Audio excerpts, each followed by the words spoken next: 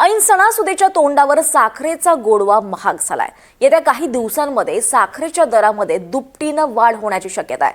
त्यामुळे साखर 100च्या पार जाण्याची चिन्ह आहेत। दरम्यान देशांतर्गत बाजारात विक्रमी पातळीवर पोहोचलेले साखरेचे दर नियंत्रणात आणण्यासाठी आणि सणासुदीच्या काळातल्या वाढती मागणी पूर्ण करायला केंद्र सरकारनं धोरणामध्ये बदल केलाय।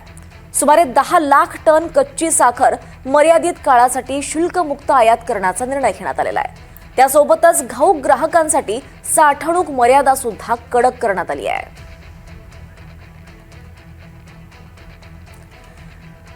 दरम्यान साखरेपाठोपाठ तुमच्या ताटातला भात सुद्धा महागणार आहे, कारण भातासाठी लागणारा तांदूळ सुद्धा महाग झालेला आहे। दररोजच्या जेवणाचा अविभाज्य भाग असलेल्या वरण भातावर महागाईची धार पडली आहे। त्यामुळे सर्वसामान्य कुटुंबांना महिनाभराचं आर्थिक गणित हे पुन्हा मांडावं लागतंय। एपीएमसी बाजारात गेल्या महिन्याच्या तुलनेत तांदळाच्या घाऊक दरात 9 ते 11% वाढ झाली आहे। त्याचे पडसाद आता किरकोळ बाजारात सुद्धा उमटू लागलेत। वाढलेली मागणी, काही राज्यातून घटलेली आवक आणि वाढलेली निर्यात यामुळे तांदळाचे दर तेजीत असल्याचं व्यापाऱ्यांनी सांगितलं आहे।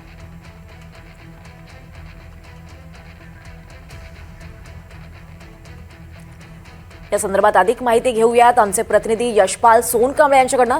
यशपाल, आपण पाहतोय ऐन सणासुदीच्या तोंडावर साखर महागली आहे, विक्रमी दर झाले साखरेचे, सोबतच आता आपल्या ताटातला भात सुद्धा महागणार आहे। नेमकं कसं सगळं गणित आता मांडलं जात आहे आणि सर्वसामान्यांच्या या संदर्भात काय प्रतिक्रिया येत आहेत? नक्कीच दीपाली, महागाईनं सर्वसामान्य लोकांची अक्षरशः कंबर तोडून टाकलेली आहे। कारण की साखरेचा जो दर आहे तो प्रति किलो आता 10 ते 15 रुपयांनी वाढलेला आहे। ही साखर आता 100 पार जाण्याची शक्यता आहे। एकूणच जे आयात निर्यात धोरण आहे, केंद्र सरकारने याच्या साखरेच्या दरावर नियंत्रण ठेवण्यासाठी जवळपास 10 लाख कच्ची साखर आयात शुल्क माफ करण्याचा निर्णय घेतलेला आहे। आता साखरेपाठोपाठ ऐन सणासुदीच्या तोंडावर ज्या नारळ देखील त्या ठिकाणी महाग झालेले आहेत। नारळ प्रति जो नग आहे 35 ते 55 रुपये पर्यंत महाग झालेला आहे। एकूणच आता दहीहंडी आहे, श्रावण सुरू आहे आणि आगामी गणेशोत्सवाच्या पार्श्वभूमीवर नारळाचे दर देखील गगनाला भिडण्याची शक्यता आहे। जवळपास प्रति क्विंटल 4000 पार याचा दर आलेला आहे।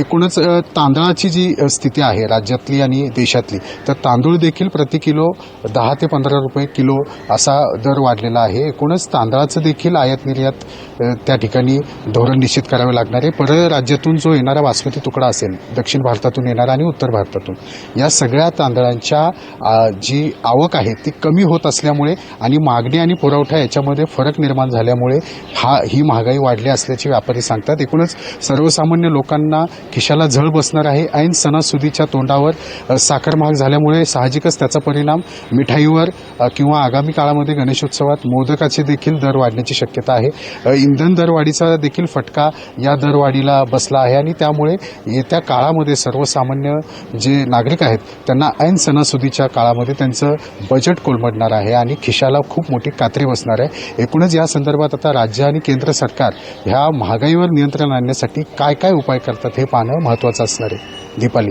निश्चितच यशपाल, त्यामुळे सामान्यांचं आपण म्हटल्याप्रमाणे बजेट हे साधारण चांगलंच कोलमडणार आहे। धन्यवाद या सगळ्या सविस्तर माहितीसाठी।